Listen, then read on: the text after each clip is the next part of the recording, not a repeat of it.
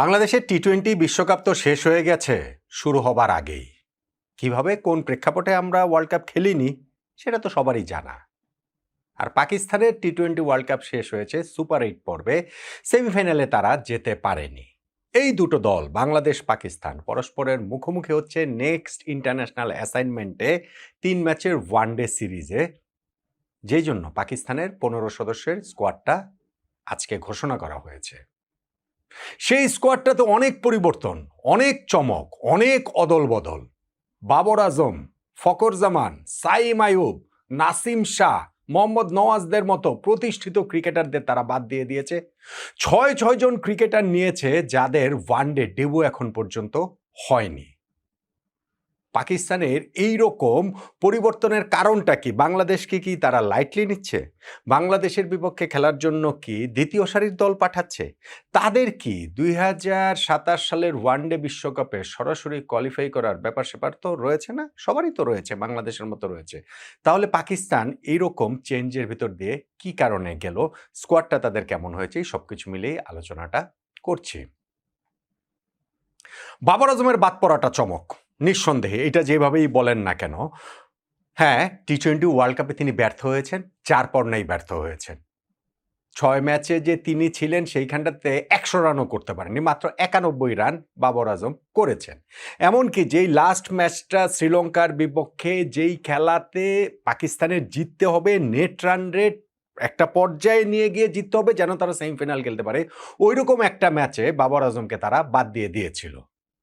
তারই ধারাবাহিকতা, হ্যাঁ, পাকিস্তান ওই ম্যাচ জিতলো, সেমিফাইনাল খেলতে পারেনি, কিন্তু তারই ধারাবাহিকতায় বাবর আজমকে এই বাংলাদেশের বিপক্ষে সিরিজটা ওয়ানডে সিরিজের দল থেকে বাদ দিয়ে দেওয়া হলো। ভাই, ওয়ানডে এবং টি-20 ফরম্যাটটা আলাদা। টি-20 ফরম্যাটে বাবর আজম কার্যকর কি কার্যকর না, তিনি চলেন কি চলেন না, এই আলোচনা তো অনেক দিন ধরেই চলছে, অনেক সময় ধরেই চলছে। পাকিস্তান এই বাবর আজমকে নিয়ে চেষ্টা করেছে, বাদ দিয়ে চেষ্টা করেছে, আবার বাবর আজমকে নিয়েছে, কিন্তু ওয়ানডে ফরম্যাটে তো তিনি দলের একটা মেইনস্টে, তিনি একটা খুব ভরসা করার মতো ব্যাটসম্যান। আপনি যদি এটা হিসাব করে দেখেন যে লাস্ট যে সিরিজটা পাকিস্তান খেলেছে শ্রীলঙ্কার বিপক্ষে, সেই সিরিজেও পাকিস্তানের সর্বোচ্চ রান গেটার বাবর আজম ছিলেন। 165 রান তিনি করেছিলেন 3 ম্যাচে। তিনি একটা সেঞ্চুরিও করেছিলেন ওয়ানডে ফরম্যাটে, সেইটা তার 20 নাম্বার সেঞ্চুরি। পাকিস্তানের সর্বোচ্চ ওডিআই সেঞ্চুরিয়ানদের সিংহাসন যেটা ছিল সাইদ আনোয়ার, তার পাশাপাশি বসেছেন বাবর আজম সেই সেঞ্চুরি করে। তো লাস্ট ওয়ানডে সিরিজে যার ওইরকম পারফরমেন্স, টি-20 ওয়ার্ল্ড কাপ ভিন্ন ফরম্যাটের তুমুল ব্যর্থতার কারণে তাকে বাদ দিয়ে দিল পাকিস্তান। এইটা টু সাম এক্সটেন্ট একটুখানি চমকের বলতেই হবে। সাইম আইয়ুবের বাদ পড়াটাও কিন্তু আমার কাছে একটু চমকই লাগে। সাইম আইয়ুবেরও টি-20 ওয়ার্ল্ড কাপ যাচ্ছে তাই কেটেছে। তিনি ওই যে ওয়ার্ল্ড র্যাঙ্কিংয়ে টি-20তে ওই টপ 3-তে 1 নম্বরেও তিনি থাকেন। সেই সাইম আইয়ুব এই ওয়ার্ল্ড কাপে 6 ম্যাচ খেলে 70 রান করেছেন, 5 উইকেট পেয়েছেন, এবং ওই যে শ্রীলঙ্কার বিপক্ষে ওই মহা গুরুত্বপূর্ণ ম্যাচটাতে তাকেও 11 থেকে ড্রপ করা হয়েছিল। কিন্তু সাইম আইয়ুবের ওডিআই ক্যারিয়ারটা অত পুরনো না, সেই ওডিআইতে কিন্তু তার পারফরমেন্স ভালো। 17টা ওয়ানডে ম্যাচে তার 3টা 50 আছে, 3টা সেঞ্চুরি আছে, 9টা উইকেটও তার আছে। ফলে সাইম আইয়ুবকেও ঠিক টি-20 ওয়ার্ল্ড কাপের ব্যর্থতাতে বাংলাদেশের বিপক্ষে সিরিজ থেকে বাদ দেওয়াটা একটুখানি খটকা লাগে। ফখর জামানের বাদ পড়াটা সম্ভবত তার হ্যামস্ট্রিং ইনজুরির কারণে। টি-20 ওয়ার্ল্ড কাপের লাস্ট ম্যাচটা, যেইটা সাহেবজাদা ফারহানের সঙ্গে রেকর্ড ওপেনিং পার্টনারশিপ করলেন, নিজেও 84 রানের একটা ইনিংস খেলেছিলেন। এই ফখর জামান কিন্তু শ্রীলঙ্কার বিপক্ষে পাকিস্তানের লাস্ট ওডিআই সিরিজটাতে হাইয়েস্ট রান গেটার আমি বলছিলাম যে বাবর আজম, তার সঙ্গে কিন্তু ফখর জামানও ছিলেন, 165 রান দুইজনেরই। ফলে তার বাদ পড়াটা সম্ভবত ওই হ্যামস্ট্রিং ইনজুরির কারণে। পাকিস্তানের একটা গণমাধ্যমে আমি ওইটা দেখলাম। এর বাইরে ওই যে নাসিম শাহদের বাদ দেওয়া হয়েছে, ওগুলা পারফরমেন্সের বিবেচনাতেই আসলে তাদেরকে রাখা হয়নি। মোহাম্মদ নওয়াজকেও বাদ দেওয়া হয়েছে। এখন ইনক্লুড যে করা হয়েছে যে 6 জনকে আনক্যাপড ওডিআই প্লেয়ার, তার মধ্যে একজন সাহেবজাদা ফারহান। এইটাও আবার আপনার কাছে একটু সারপ্রাইজিং লাগতে পারে। সাহেবজাদা ফারহান এইবারে টি-20 ওয়ার্ল্ড কাপে এখন পর্যন্ত হাইয়েস্ট রান গেটার। ওয়ার্ল্ড কাপের এক আসরে সর্বোচ্চ রান করেছিলেন যে বিরাট কোহলি, তাকে ছাড়িয়ে সাহেবজাদা ফারহানের এখন 383 রান। শুধু সেইটা না, এই ওয়ার্ল্ড কাপে তিনি দুইটা সেঞ্চুরি করেছেন। একটা টি-20 ওয়ার্ল্ড কাপে 2টা সেঞ্চুরি করার রেকর্ড আর কারোই নাই। ক্রিস গেলের রয়েছে, সেটা 2 ওয়ার্ল্ড কাপে 2টা সেঞ্চুরি। সো সেই সাহেবজাদা ফারহানের ওডিআই ডেবু কিন্তু হয়নি। ফলে তার এই ওডিআই ডেবুটা নিশ্চিতভাবেই বাংলাদেশের বিপক্ষে এই সিরিজটাতে হতে যাচ্ছে। তার সঙ্গে আরও 5 জন আনক্যাপ রয়েছেন, তার মধ্যে মাস সাদাকাত রয়েছেন, যিনি লাস্ট বিপিএলে নোয়াখালী এক্সপ্রেসের হয়ে খেলেছিলেন। শাদ মাসুদ সহ আরও কয়েকজন রয়েছেন যাদেরকে হচ্ছে গিয়ে ডেবুর অপেক্ষা রয়েছেন এবং ওই ৫ জনই ইংল্যান্ড লায়ন্সের বিপক্ষে পাকিস্তান শাহিনস অর্থাৎ এ দলের যে খেলাগুলো হচ্ছে লাস্ট সিরিজটা সেইখানটাতে পাকিস্তান এ দলকে প্রতিনিধিত্ব করেছেন। বাংলাদেশ পাকিস্তান এই সিরিজের ৩টা ম্যাচে হবে মিরপুরের শেরেবাংলা ক্রিকেট স্টেডিয়ামে ১১ই মার্চ, ১৩ই মার্চ এবং ১৫ই মার্চ। পাকিস্তান দল বাংলাদেশে আসছে, তারা ৮ই মার্চ আসবে শাহিন শাহ আফ্রিদির ক্যাপ্টেন্সিতে। শাহিন শাহ আফ্রিদি ওডিআই ক্যাপ্টেন্সিটা ধরে রেখেছেন। এইটা হচ্ছে গিয়ে সারপ্রাইজিং না। পাকিস্তান ক্রিকেট আসলে সারপ্রাইজিং কি সারপ্রাইজিং কোনটা না ওইটাও একটা কথার বিষয়, মানে আলোচনার বিষয়। কিন্তু আফ্রিদিকে যে ক্যাপ্টেন্সিটা দেওয়া হয়েছে মোহাম্মদ রিজওয়ানের জায়গায়, সেই ক্যাপ্টেন্সি পাওয়ার পর কিন্তু পাকিস্তানের পারফরমেন্স ভালো।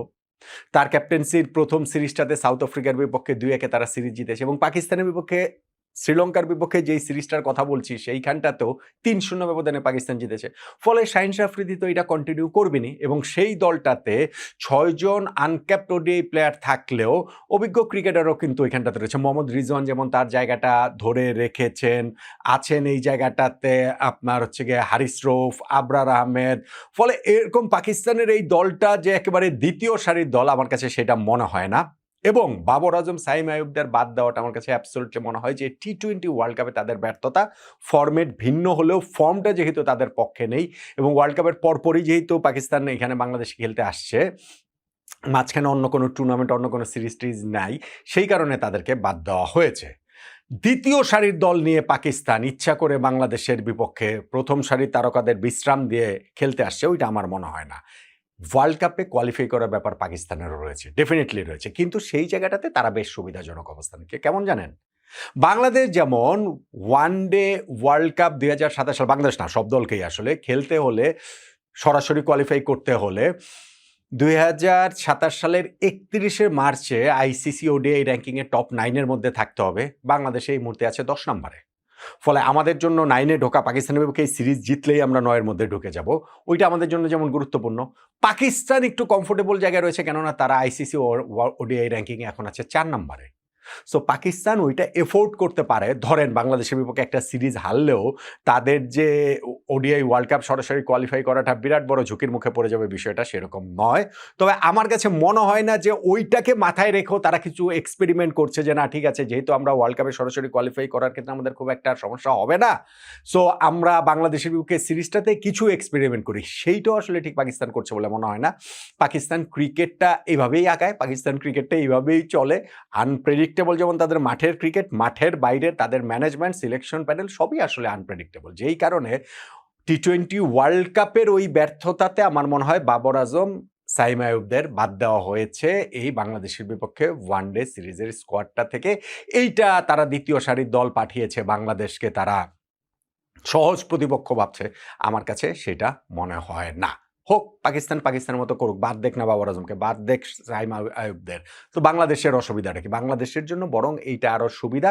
আমি মনে করি যে পাকিস্তান যেই ভাবনা থেকেই এই স্কোয়াডটা গঠন করুক না কেন, যে 15 সদস্যের স্কোয়াড, তার মধ্যে 6টা আনক্যাপড ক্রিকেটার ওডিআইতে, আমি মনে করি যে এই সিরিজটা বাংলাদেশের জয়ের জন্য একটা খুব ভালো অপরচুনিটি। পাকিস্তানের এই দল দেখে আরও ভালো করে সেটা হয়ে গেল বলে আমার কাছে মনে হয়। অবশ্যই আমরা তো এই সিরিজ নিয়ে অনেক কথা বলবো, অনেক আলোচনা করব, আমাদের দলের কি হবে না হবে, কোন কোন জায়গায় ব্যাটেলগুলো খেলবে, অনেক আলোচনার জায়গা তো আছে এবং নিশ্চয়ই সেটা করবো। তবে পাকিস্তানের এই ওয়ানডে স্কোয়াডটা দেখে আমার কাছে ভালোই লেগেছে। আমার কাছে মনে হয়েছে এই স্কোয়াডটাকে হারানো বাংলাদেশের জন্য তুলনামূলক সহজ। বাবর আজম, সাইম আইয়ুব সহজে স্কোয়াডটা হতো বা ফখর জামানদের সহজে স্কোয়াডটা হতো তার চেয়ে। এই পাকিস্তানকে বাংলাদেশ হারাতে পারবে বলে আপনার কি মনে হয় না?